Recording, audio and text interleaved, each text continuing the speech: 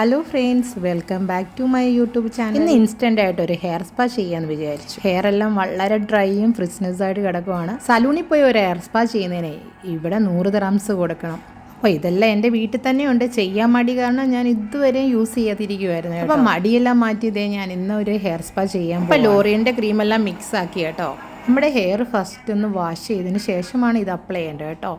Dry ഹെയറിൽ apply ചെയ്യില്ലേ. പിന്നെ ഓരോ ഹെയർ എടുത്ത് നല്ലതായിട്ട് ബ്രഷ് ഉപയോഗിച്ചാണ് അപ്ലൈ ചെയ്യേണ്ടത്. എനിക്ക് ആരും ഹെൽപ്പ് ചെയ്യാനില്ലാത്തതുകൊണ്ടാണ് ഞാൻ മൊത്തത്തിൽ ഇങ്ങനെ തേച്ച് പിടിപ്പിക്കും. അപ്പോഴതാ എൻ്റെ കെട്ടിയനും വന്ന് നിൽക്കുന്നു, എനിക്കൂടെ കുറച്ച് ഇടണമെന്ന് പറഞ്ഞ്. അപ്പം പിന്നെ ഒന്നും നോക്കിയില്ല, പുള്ളിക്കൊന്ന് അപ്ലൈ ചെയ്ത് കൊടുത്തു. ആളിന് പിന്നെ അധികം മുടിയൊന്നും ഇല്ലാത്തതുകൊണ്ട് പെട്ടെന്ന് തന്നെ അപ്ലൈ ചെയ്ത് കഴിഞ്ഞു കേട്ടോ. ഞങ്ങൾ UAE എത്തിയിട്ട് 23 വർഷമായി.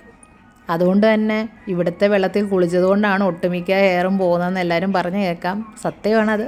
നമ്മുടെ ഹെയറും അങ്ങനെയൊക്കെ തേച്ചിട്ടെ നല്ലൊരു റിലാക്സിങ് മസാജ് കൂടി കൊടുത്തു. 10 മിനിറ്റ് മസാജ് ചെയ്ത് കൊടുത്തു. എനിക്ക് വലിയതായിട്ട് മസാജിങ് ഒന്നും അറിയത്തില്ല, എന്നാലും അറിയുന്ന പോലെ ഞാൻ ചെയ്ത് കൊടുത്തിട്ടുണ്ട്. ഞാനൊന്ന് എൻ്റെ തലയിൽ നിന്ന് മസാജ് ചെയ്യാൻ പറഞ്ഞതിനാണ് ഈ കാട്ടിക്കൂട്ടൽ.